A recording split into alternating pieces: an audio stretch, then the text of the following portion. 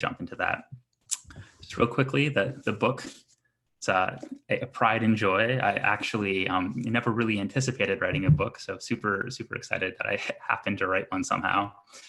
And people always ask if you should write a book, and authors are kind of obligated to tell you not to write a book. But personally, I actually really enjoyed the process. So if you're considering it, I would highly recommend it.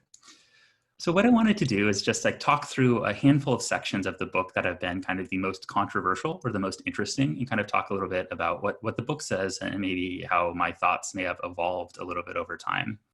And this, I don't know, this should be fun. So interestingly, the thing that was most controversial in this entire book is the very first chapter.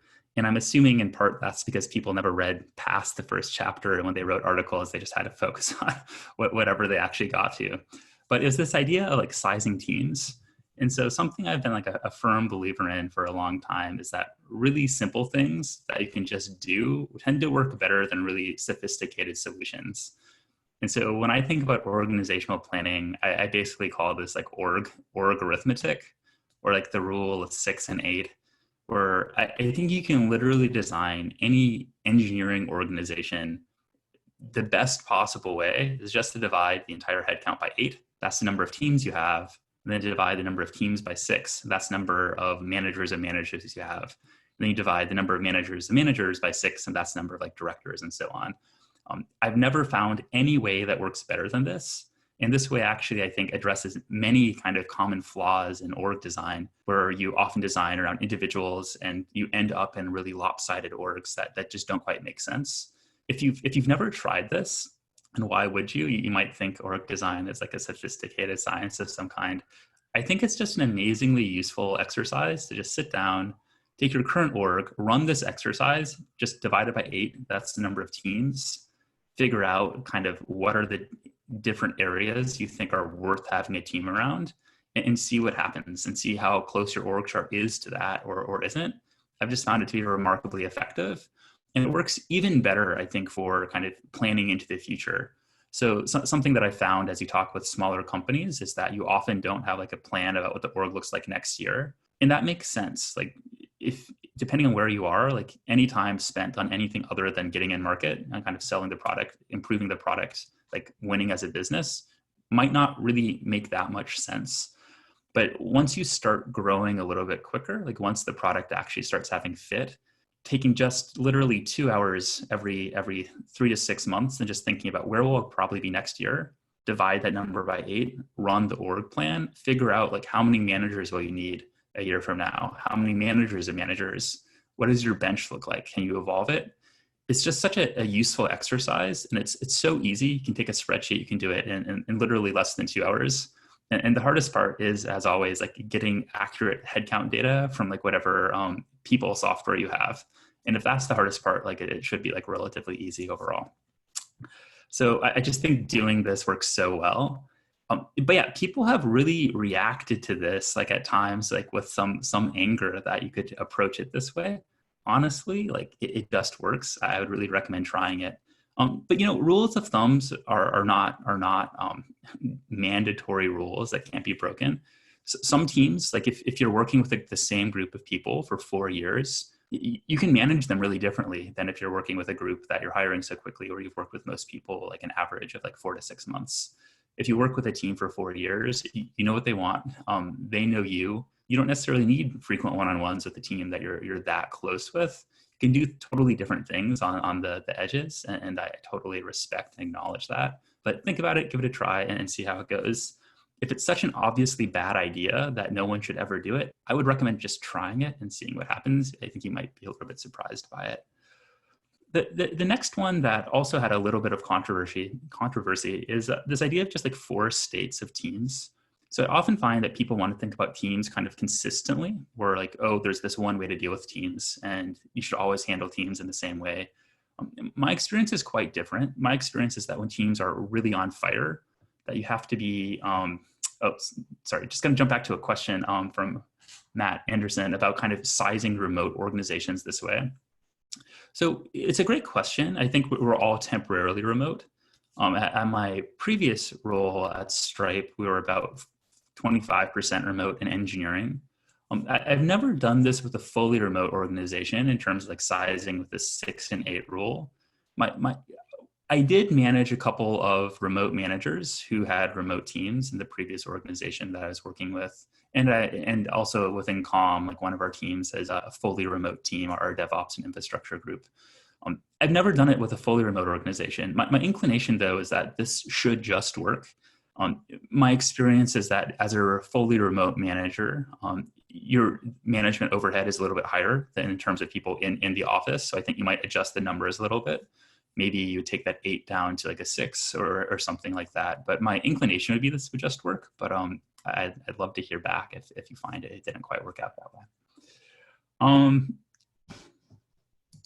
Great. And so going back to the 4 states. So if your team's on fire, I think you have to really think about things differently than if a team has a really open roadmap. And so this is like one of the ideas that I put forth is kind of 4 different states. In a state that I see particularly in infrastructure teams is like falling behind. You also see this in like customer support teams. You see this in all sorts of other functions, but typically see it most in engineering on infrastructure or kind of internal service teams of some kind. And falling behind is like each day you wake up and there's more tickets for you than the day before because you simply can't process the work at the rate that it's coming in. And the thing that you can do there is you just have to make brutal choices about what to do. And you really have to look ahead and think about what can I do today that will create capacity to succeed tomorrow. And I think if you're extremely diligent about that and really focus on the long term instead of doing the short term impactful work, because if you optimize for the short term when you're already falling behind, you know you're literally doomed, not far out. And when I joined Uber, this was really the state the infrastructure team was in that I was part of. Like each day we got a request to do provision like a couple more services like microservices, and each one of those took a couple of days. And we were just like further behind. Every single morning we woke up and came to work, we were like worse off than the day before. And we had to make some really hard choices about not supporting people who desperately needed support.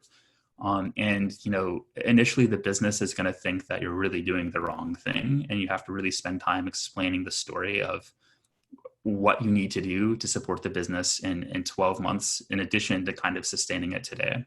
But really look at what's critical, cut anything you can, negotiate a ton with your peer teams, find the long-term leverage work, even if it means you disappoint people today. And if none of those work, the only thing you can do is hire. I think this is one of those places where you have to have some managerial courage, because I think a lot of teams will ask for headcount and kind of give up. But if you've tried all of these techniques to dig out and your leadership isn't willing to invest, like you just have to keep emphasizing that nothing's going to change and that they'll continue to be like frustrated with you indefinitely, which is bad for them, it's bad for you, bad for your team, just not a great situation. The next one I think of is treading water. You see a lot of teams, which if you finally hire enough, you graduate from falling behind to like just barely keeping up. And I actually think this is a pretty good spot to be, because once you start treading water, you just need to find one small investment that's going to pay off, and all of a sudden you're back into a better spot. And so often I think we talk about trade-offs between long-term work and short-term work. But engineering is also this like inherently like creative activity where we can be really thoughtful. We can find like these different approaches where it's not this like fixed trade-off between, oh, we can invest in automation or we can solve the customer problem. We truly can do both. And I think constraints are where a lot of our best work comes from, when we don't really have enough capacity to solve it in the correct way or in like the standard way. And we find like a different path that can actually be better than what we have previously seen, what we've been told is the kind of gold standard to solve something. And so I really think when we're treading water, we can't get ahead. This is like the opportunity for us and our teams to be at our most creative or our most brilliant as kind of engineers, and not just kind of methodical implementers of what we've seen before. And this is, to me, like one of the most fun times for us to kind of be able to actually change the trajectory of a company without just hiring. Hiring is always an option, but hiring is never the right first option. There's always room for creativity and innovation by the team, but before you kind of move to the hiring lever. Unless you're just clearly falling behind so much you can't think, and then got to hire a little bit in. Once you got out of that, you can start repaying debt, just continuing to find long-term investments that get a little bit more leverage. And then finally, you move into this innovation mode. And something I find really interesting is I think a lot of teams are so addicted to fires. Is like once they finally get out of kind of repaying technical debt and they have the opportunity to do something really impactful, they like finally get into a greenfield project. They have no idea how to pick something with that much flexibility. They just can't explore the possibility space with that many options. And they often pick something that's not very useful to the business. I think like a classic example is you'll find teams that like finally get out of a bunch of tech debt and they're like, oh, we need to write like a brand new framework and migrate to this new framework. And your users have never been sitting at home, like using your product and thinking like, I wish they used like a brand new framework. Like your users don't care. And often there's not that much clear value around these like migrations from one tool to another. And so I think it's so important once you finally get that moment to really reflect on what the company needs, what your users need, and make a practical, thoughtful choice. So often engineers have a backlog of what they want to build. And so often we as like engineering leaders have this backlog of things that intuitively resonate with us as like useful, impactful, but we haven't really thought about the full set of things we can work on. And so I so often see teams finally dig out, they've done this amazing job, they have the opportunity to do literally anything that's useful.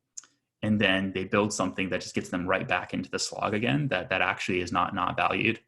And either they're back kind of falling behind, overloaded, or I even see teams that get defunded after this, where like the company is just like, this team actually shouldn't exist because they just can't understand the project. So making sure you're super thoughtful when you have that opportunity and invest it the right way is how you then get more and more of that opportunity over time. When I was at Uber, I wrote a blog post around hypergrowth, which turned into a chapter about hypergrowth as well. And I think hypergrowth is like a pretty interesting dilemma in the sense that there are most management situations you can actually make mistakes and recover. When your company is growing extremely quickly, and Uber at that point was doubling headcount every 6 months. Stripe for the period that I was there was growing. Engineering was growing about 60% year over year, every year, from about, I think 150 when I joined to a little bit over like maybe 11 or 1,200 engineers when I left Stripe. And Uber went from like 200 to 2,000 in just like a 2-year period I was there. The interesting thing about hypergrowth is that you see the results of your decisions so quickly, and you experience the consequences of them so quickly that I think it really penalizes mistakes in an interesting way that is both like, I think one, like extremely painful. And I always told candidates when I was pitching Uber, like the best thing about joining Uber is that when you don't solve problems that hurt so badly, you make sure you solve them very quickly. You never have a lingering problem because the pain became like just insurmountably awful like quite quickly. I'm not sure if it was a good pitch, by the way. But you do that, but then you just learn so quickly. And I really think hypergrowth is rewarding because it allows you to learn so many things so quickly and see that there's feedback on your decisions so quickly. But to me, the thing that's been the most helpful in these situations where I think like our general mental models like just struggle to think about the rate a company is growing or expanding is really systems modeling. And so there's a series of techniques. The book goes into a little bit more. But using them to model basically what happens when you look at the number of people that you need to have, then you back that into the number of people you need to like hire, and then you can have a whole recruiting funnel. And then you have the number of people you need to train, the number of interviews you need to do, and like how many trained interviewers do you have. And you can actually back all of this into like a spreadsheet, or there's like more sophisticated software as well. You can just like understand if what you're doing makes sense. I think it's so easy to get into a spot where you actually are getting slower because of the interviewing load, because of the training load, the interview training load, the onboarding costs, just all of this. And it's really hard for companies to acknowledge that they're following a hiring strategy that's actually making them worse off. It's uncomfortable to do that. And I think often we put our teams in spots where we basically frame them as like not working hard enough or not being committed enough. They can't just overcome this like huge quantity of scaling problems we throw at them. But I think like, that's really on us as leaders to be much more thoughtful and more like, aware and cognizant and deliberate about the things that we're putting on our teams.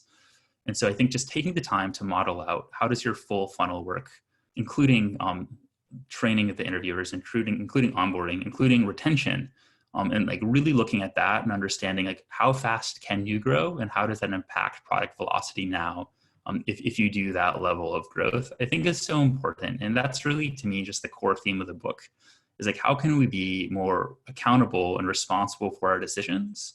And through that accountability, learn how to make better decisions. And through better decisions, like lead better orgs that are more effective with healthier engineers that are still like more impactful for the business. And I hope kind of that theme comes through in the book overall.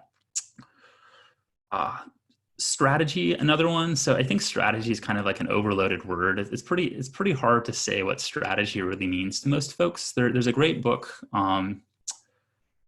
whose name I just quickly forgot, but there's which has like a framework for good strategy, bad strategy. There we go. Which has a framework for what a strategy is, and just like 3 parts.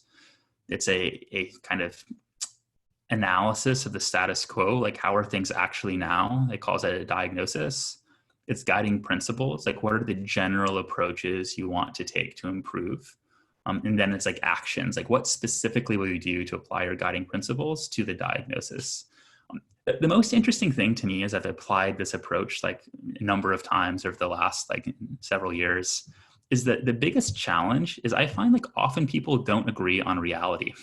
And so I find that like kind of fascinating because I think when you get a bunch of really smart people working at the same company, and you sit down, and you're like, we have this important problem that we want to work on. And you start talking about solutions. We're like, oh, we should hire more people. Oh, we shouldn't hire more people. Our team's like not working hard enough. Oh, like it's our development process is actually slowing our team down. You like have all these like solutions, but like classically, if you actually agree on what the problem is, picking a solution is like almost always like quite easy. If you have some data showing that you're getting stuck in QA, then like either changing the QA process or hiring more QA, like dead simple, obvious. If you have data showing that your team's actually launching at a really high velocity, it's just there's like more user requests coming in than they can get to even at that, then maybe it's like re-architecting or maybe it's like hiring again. But if you don't have this data, you start solving, you can't actually do a very good job at it. It's just random. And then you have really smart people who are really capable debating kind of in these different worlds. And then they can't get on the same page because it's like really, because they have all these unstated assumptions that just don't sync. So if you were thinking about a really hard question, a strategy, I think the brilliant strategy is a lot less important than I once thought it was. To me, the really important thing that gives you like 99% of the way there is just agreeing on like what's actually happening right now. And particularly when you have people with different perspectives on it, I think that can take some time. And if you simply sit down and you're like, what's actually happening? I think it's like just remarkably impactful to solve problems, to just sit down. It also removes a lot of the anxiety and like the conflict from it, because you're just like, what's actually happening? You talk about it, and then you can just ask questions. You don't even have to say what's happening. You can just have a lot of questions and like have the kind of truth bubble out and identify the data you need to like really agree on the truth. But you don't actually have to argue about the solution. The solution's trivial once you actually agree on what the problem is. Career narratives are an interesting technique that the book talks about a fair amount as well. I think I worked with Julia Evans and we kind of developed this technique together, although like I think, literally millions of people have developed this technique independently. It's not kind of novel. But I think something that you run into is a lot of people, particularly earlier in their career, kind of view their career evolution as the responsibility of their manager. And I think in some companies that is kind of how this works. But particularly in small, fast-growing companies, like managers are really busy as well. And they're often busy kind of doing business critical gap filling, where there's a role that you haven't hired for, and you as a manager just have to fill the gap. And once you hire someone or like train someone to close that gap, there's like another business critical gap. And I find like development often falls on the wayside. And, I think that's, again, like something that we can be like really methodical about as managers and leaders to make sure we don't skip over this work that is really impactful, but not like on fire.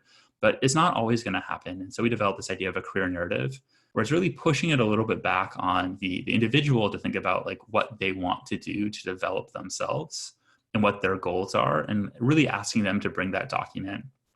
If you've ever seen like a manager readme, I think these are super controversial. I personally don't love the manager readmes. They're kind of like to talk to Will, like, please write a document first. It kind of like gives people an algorithm to interact with you, which feels like a little bit status oriented. It feels a little bit mechanical.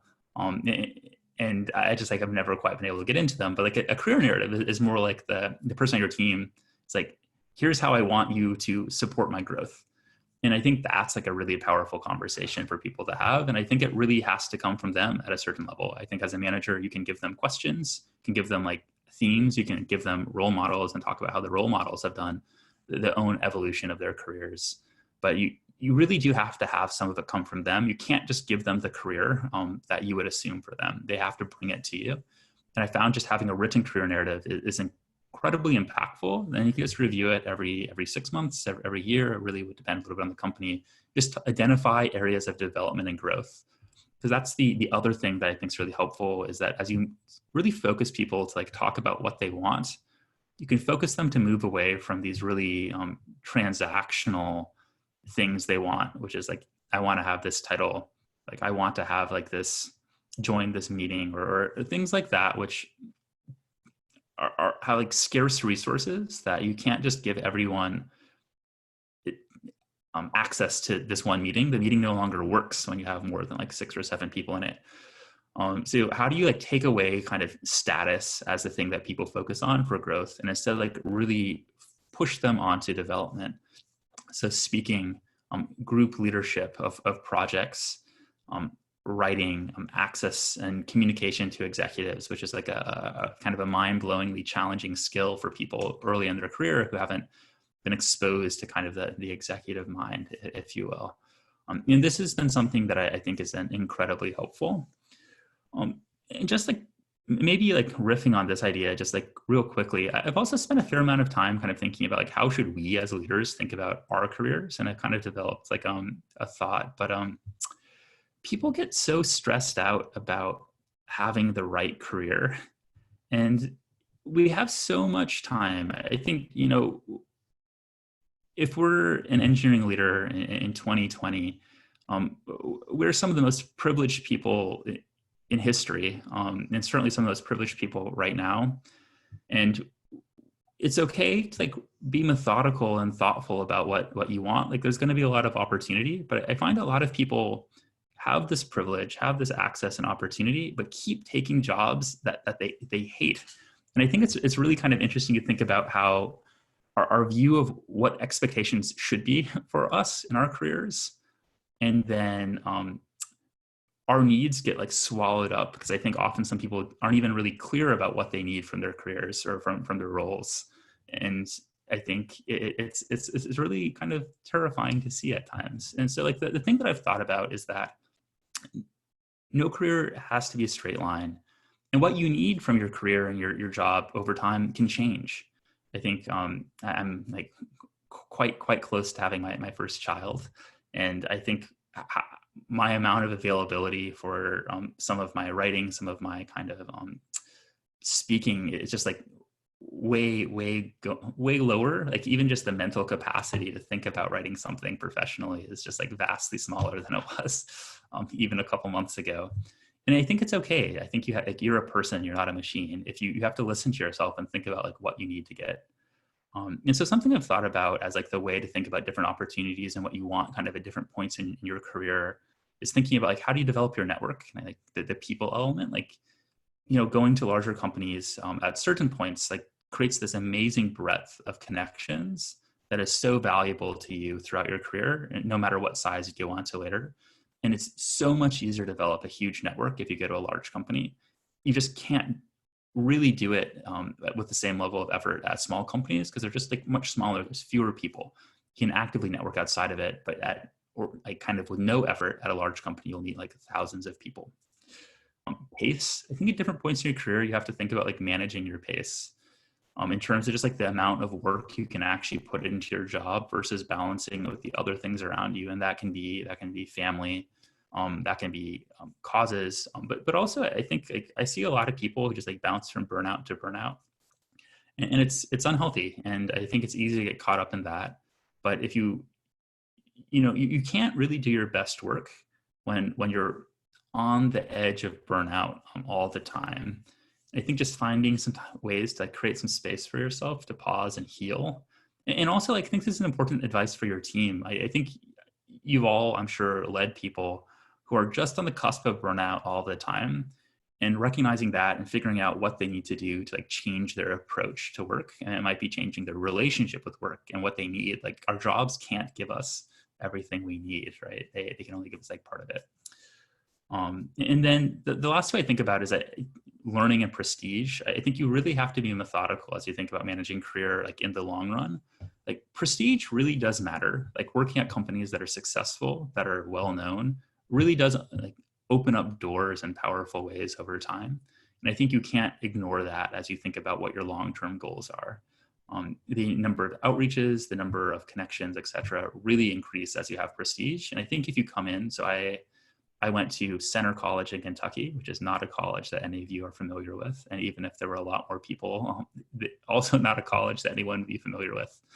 And so coming from Kentucky and then growing up in North Carolina to the Bay Area, like none of my previous accomplishments, meager as they were, had any cachet or value here. And I think you can be like sad about that, but that's like not that useful. I think you just have to be realistic about like kind of the level of prestige and accomplishments and their value in the environment you're in. And then think about how can you accumulate the prestige and like the recognition over time to accomplish what you want to do longer term. And then finally, learning. I think I can remember really profoundly a number of times earlier in my management career where I was really upset about not getting a larger role, that I was like, I'm ready for it. I deserve it. I can do it. And I was so fixated on these kind of like representations of growth that I wasn't actually thinking much about growth. And over time, it's become so clear to me that you can learn any lesson you want to from any role. You don't have to be an executive to learn how to be an executive. You can find opportunities working with like your leadership to get that exposure. You don't have to be managing managers to learn how to manage your managers. You can learn a lot of the techniques and get into positions where you are in doing the same sort of work without that. And so really kind of thinking about what do I need to learn to continue to prepare for the next roles, instead of getting so caught up on the actual like monikers themselves. A lot of these titles and monikers are a little bit arbitrary as you kind of like find like how the sausage is made, and worrying about them has never been super impactful. One of the things that I think really heavily about is like if you had to sum up my personal management philosophy in like a single one-liner, is about policy, work the policy, not the exceptions. There's a chapter in the book about this, but to me, this is like really something that took me a long time to articulate, but has been transformational in terms of like how I work and how I try to lead. And so a lot of companies are basically interrupt driven, where you could talk about like compensation, for example, where basically you don't adjust compensation until someone is frustrated about compensation, then you like increase their comp. This could also be like title changes. This could also be changing the org structure. This could be like hiring. This could be like almost any topic. But this turns into like a pretty difficult situation, because if you train your team to come to you with like escalations for frequent things, you spend all your time just handling escalations. And handling escalations for things that happen infrequently is extremely high impact work. But handling escalations for things that happen routinely is effectively just waste.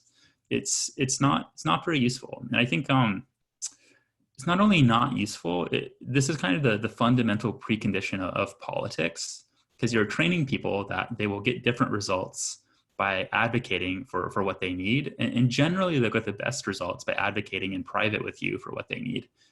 And so something that I've worked on a lot over time is how do you, when people want something from you, it might be they want more headcount. Spend a lot of time understanding what they're asking for. Like, what is the driver? What is the motivation? And then don't solve it. Instead, create the tool, the process, the system that solves it, and then use that as the first prototype of like actually solving their problem with the new process, the new tool. If people are asking for headcount, don't give them headcount. Instead, say like, okay, here's how the structure for giving headcount is going to work going forward. You're going to write this like short template with like these pieces of information. You're going to email this email alias that has like these 7 stakeholders on it, and we will make a decision together. All of a sudden you've turned something that could be creating like politics or just like a lack of trust into something that generates trust, where you can have more confidence you're doing the right thing because people who might disagree with it have a venue to actually see it and kind of weigh in. And I've just found this works like extremely well. And this is related to the idea of a first team, which I first read about from Jason Wong, who used to be at Etsy and is doing kind of consulting now. But this idea of a first team, like when you and your peers are a primary team and are primarily accountable to each other, not to your manager and not to the teams you manage. And this is pretty novel because what you can do if you're actually able to negotiate with your peers is you can stop going to your manager for everything. You can actually solve problems really quickly by just talking to your product partner, your like, customer support partner, like whoever the partner might be. I've really found this to be like pretty transformational approach. But we as managers, leaders of these first teams, create the preconditions for whether this is possible. And part of that is not tolerating out-of-band escalations, not tolerating like invisible kind of asks for things. And so this technique of creating transparency, visibility, predictability, to me has been the foundation of creating successful first teams where people can work together because they know that working with their peer is actually the easiest, most effective way to get something done. And that escalating to me, particularly escalating to me in private, is only going to get them bounced down to a group discussion anyway. So it's easier for them to just like talk to the group to begin with. And I really use this technique just like extremely broadly. When I joined Calm, one of the first things that I rolled out was this idea of working groups. And so when I think about inclusion, I think about inclusion in like two major different dimensions. I think about kind of access to opportunity and then kind of access to membership. So membership is like, do you feel like you're part of groups of the company? Is like your identity able to get like represented there? But I think access to opportunity is like, even if you feel seen and heard and valued, if you can't actually get interesting work that grows you, like you still can't really feel like part of the company. And the anti-pattern that you've probably seen is that a company will have these two like really gifted people, and every hard project goes like one of these two people. And then, you know, the worst part of this is that one of them leaves and you're like, we actually can't really do that much anymore. So you don't want to do that. But how do you avoid getting there, and how do you create access to the opportunities broadly where we can kind of grow people? And so when I think about this approach, we rolled out these working groups model where basically for every interesting problem you wanted to work on as an organization, typically more org shaped, a little bit less technology or product shaped, those would typically be owned by an individual product team or something like that. Write a short one pager of kind of like what's the problem, like what are the questions, send out and ask for people to come participate in the working group together. Get volunteers, filter the volunteers by some sort of criteria, create a working group, and kind of like maybe throw a leadership kind of member in there as well, if it's like a controversial topic or something to help steer the working group a little bit, and then let them go. And so we've used this for a huge number of things. Even since joining Calm in the beginning of the year, some of the things that we've used it for at Calm are our Eng ladder refresh. We've used it for our kind of test architecture. We've used it for our Eng brand work. We've used it for a handful of other things that are like kind of slipping my mind at the moment. Back at Stripe, we used it for a bunch of things as well. I just think it's a brilliant way to get more people involved, to build your bench, but it's not constrained in the same way that giving people titles or giving people kind of the bit to do this sort of work is. It's less permanent and allows you to grow your bench, stretch people, include many more people than you might otherwise. And maybe as one kind of final anecdote on this one, When we rolled out we had this idea like pillar tech leads at Stripe that we rolled out, and they're kind of like tech leads for teams of teams. And within the group I was working with, we're trying to think like, how do we decide if this group of pillar tech leads is successful? Like, what are the metrics we can actually use to measure the quality of our tech lead group? And one we decided on that I was really excited about is increasing the number of distinct people who lead technology projects within our group. And I think that that's the sort of thing you can do when you have like a structured working group model where you actually track the number of people and the identity, the names of people who are involved in these different projects over time. You can actually answer questions like, what is our bus factor in terms of like doing architecture work, including like different types of architecture work? Do we have new people who are able to contribute in this work, or do we just find the same kind of core group of like longer tenured employees doing this sort of work? And I found it just like incredibly impactful over time to be able to track that and like have an honest conversation with how you're leading the org and whether it's working. And if you don't have things like working groups, you can't actually understand and analyze like whether you're doing a good job of creating access to opportunity. And I think as you talk to people who leave your organization, you're going to find that this is one of the key reasons why people leave, is they just don't believe they'll be able to get access to interesting work that will be stretching and developing for them. And maybe one of the last topics that I'll kind of go into, and then would really love like any questions or thoughts that folks have. Really kind of excited to respond to them. It's just kind of this idea of like starting an SRE org or kind of TPM org and kind of special functions. Special functions are, I think, this kind of ongoing discussion within every company I've been at. When I joined Uber, there wasn't an SRE title. But we were hiring people with a little bit of that skill set. And so one of the things I worked on there was actually creating the first version of the SRE org, the job interviews, kind of the skill sets, the org itself, and rolling that out. And at that point, I was like completely down with the idea. And I said, this is like the first thing any infrastructure org should do is like start an SRE org. Having done that, when I joined Stripe, the first thing I did was like explicitly not roll out an SRE org. And so I think it's important to think a little bit about like, how do you make these decisions, and kind of, you have to kind of think about the structure and the needs of the company first and foremost. That's the first thing to think about. But I've really come to believe that like specialized roles are pretty damaging because they create class systems. I think every company I've been at that has an SRE group has this ongoing thread about, isn't this just SRE work? Well, you have like teams that try to like push work to SRE. And you have this like constant friction about the definition.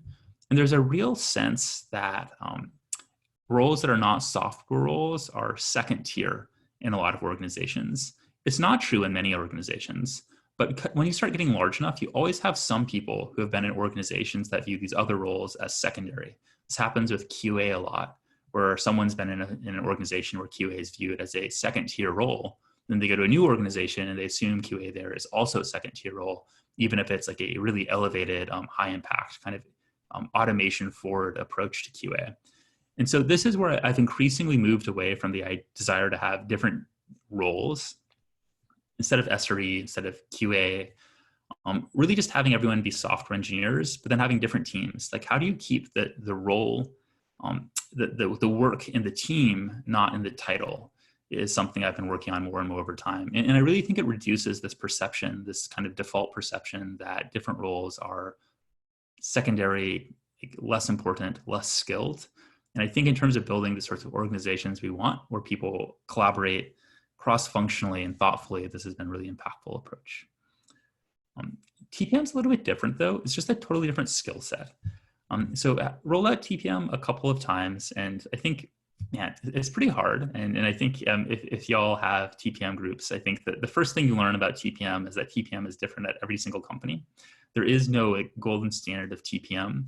Literally every company, and often like different parts of the company, like the TPM role is like quite different. And so I think that the best advice I could have there is find someone really experienced to do it for you. And if you can't do that, just continue to be really clear about evolving the role over time. And again, be particularly wary of folks who come in with a strong sense of what TPM is and want to project that onto what TPM is doing at your function or your company.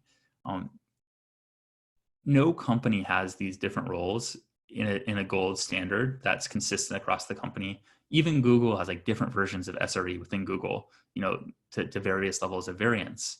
And you can't just assume that people come in with shared understanding of what you do.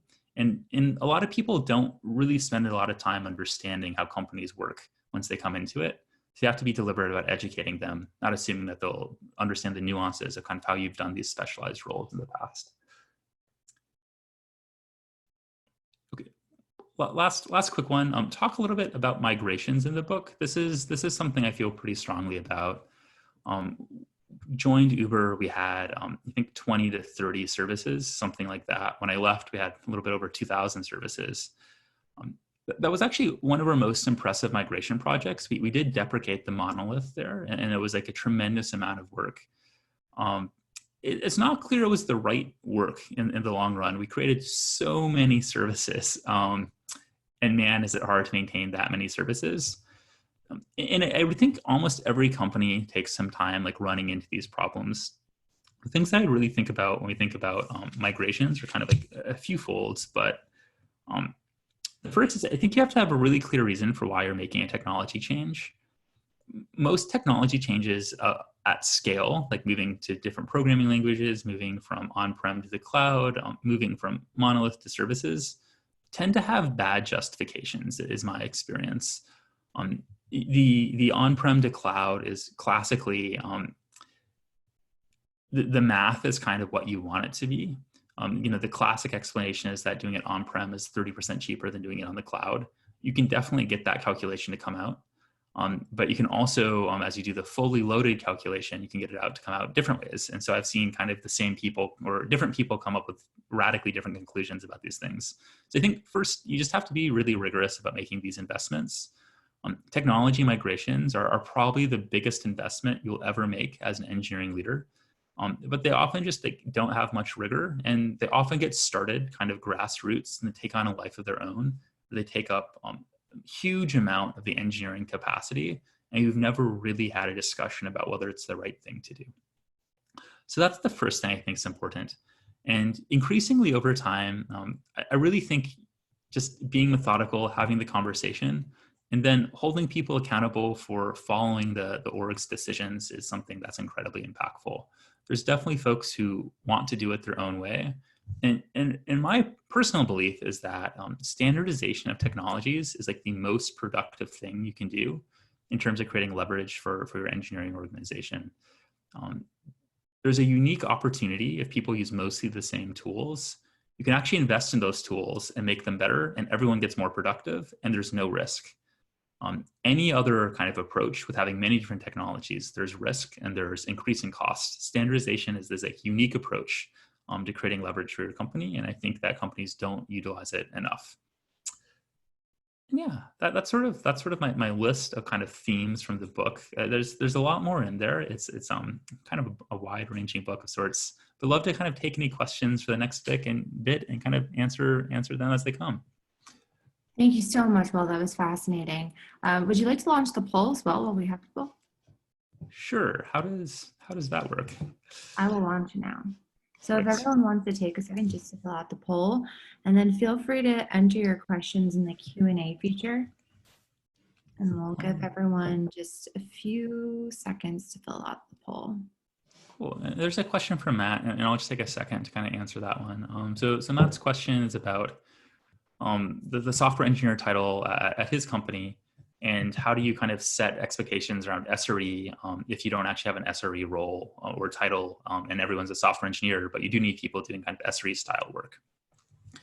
And so I've seen a couple of different strategies on this one. I think the one that's easiest if you have the team size to do it is to have an SRE team where you still have the title of software engineer, but I wouldn't call it SRE, I'd call it like reliability or productivity or something like that, where people have that explicit accountability for it if they're on that team.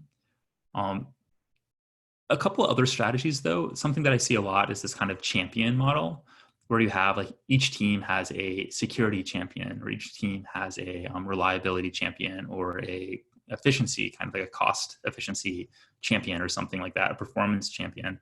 And then you can have kind of people who have this like badge on each team, and that's kind of their explicit accountability within that team to be focused on a given topic, flagging it, and creating visibility for it. The third model is, of course, just kind of like telling the managers they're responsible for figuring it out.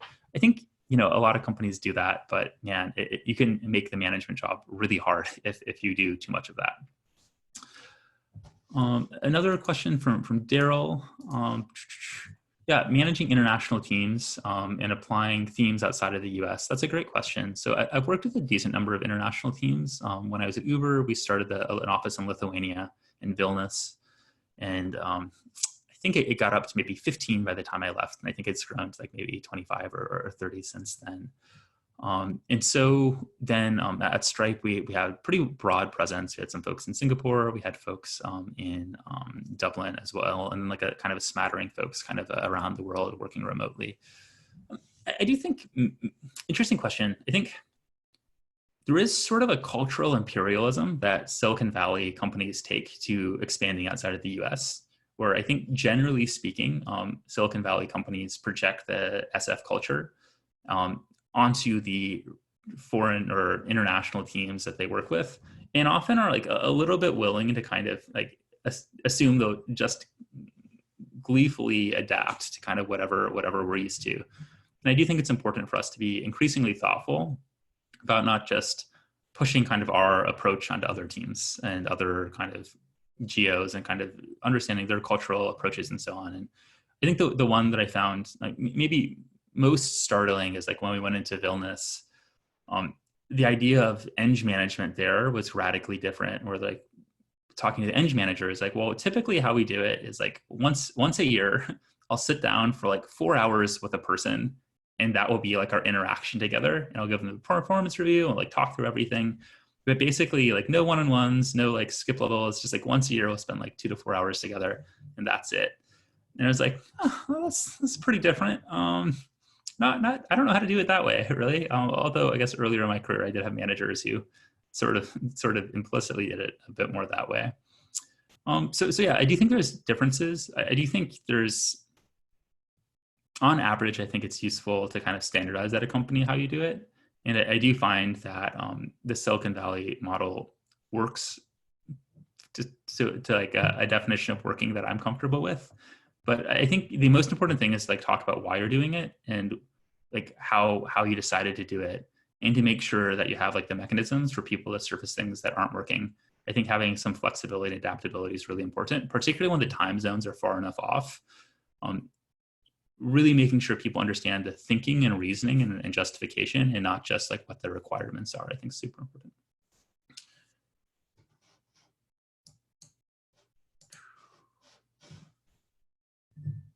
We want to share the results?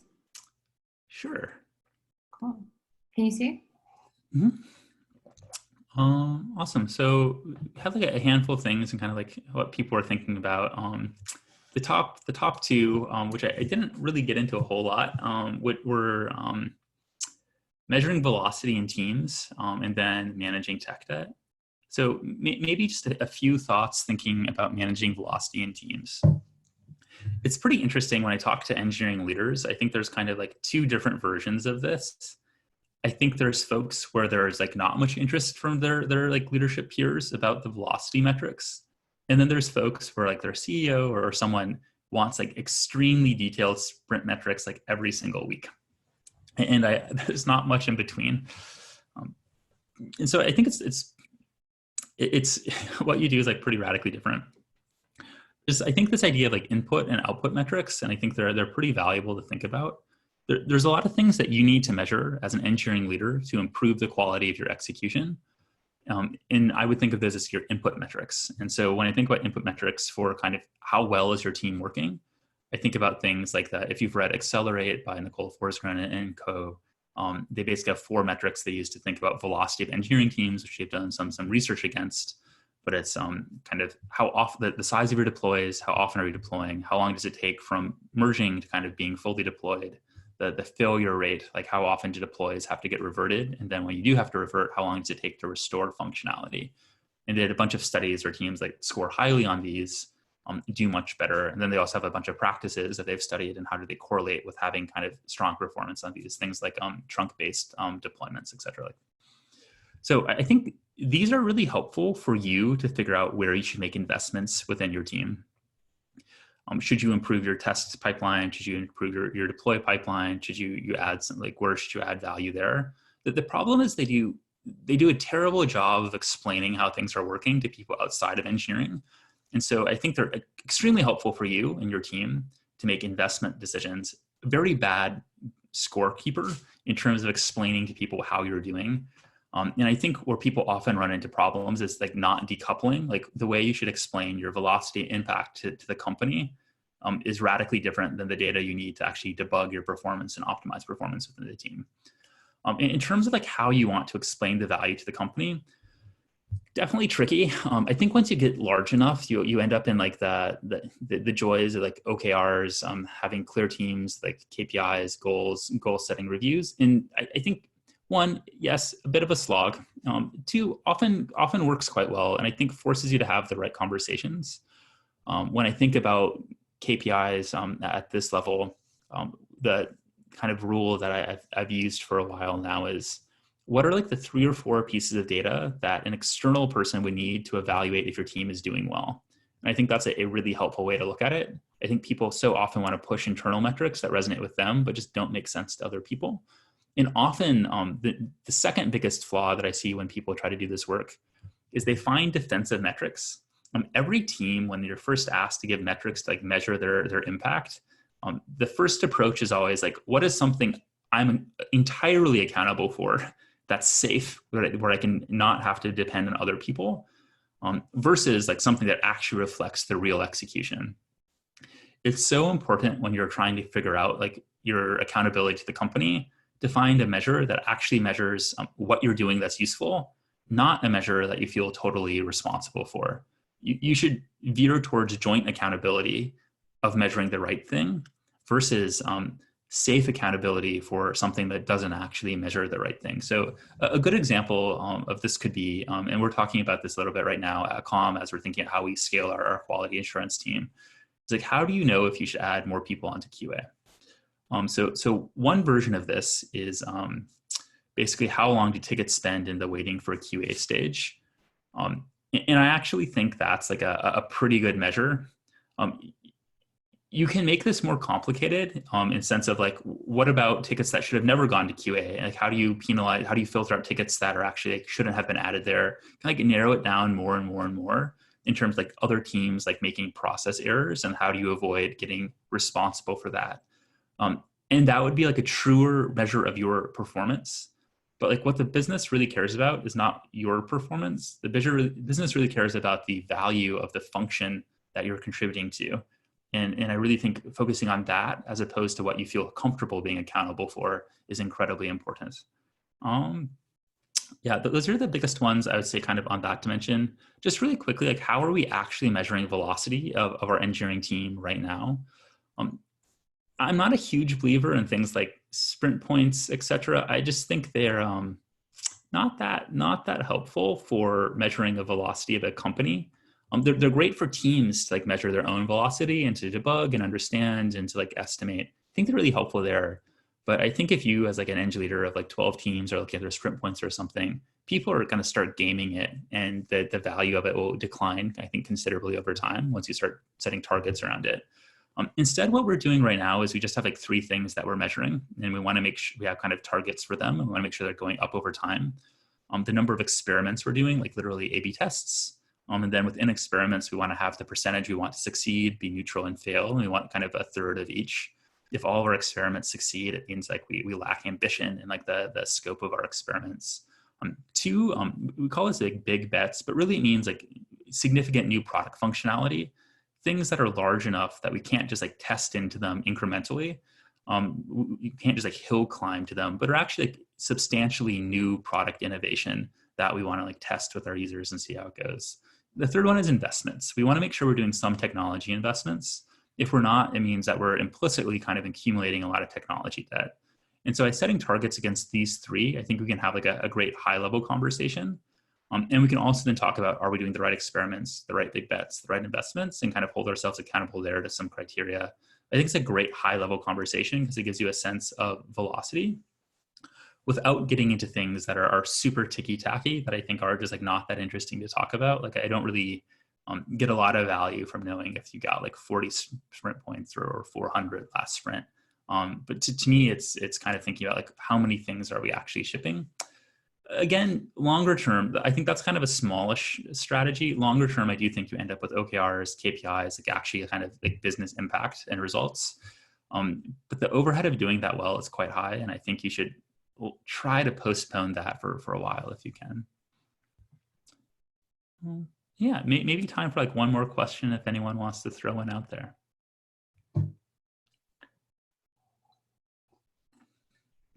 Well, thank you so much, Will. This was amazing. Thank you to everyone who's joined today in this session. We will be sending out some materials after this via email, so keep a lookout for that and stay safe and have a wonderful long weekend if you're in the States. Have a good one, everyone. Awesome. Thanks, everyone. Real pleasure.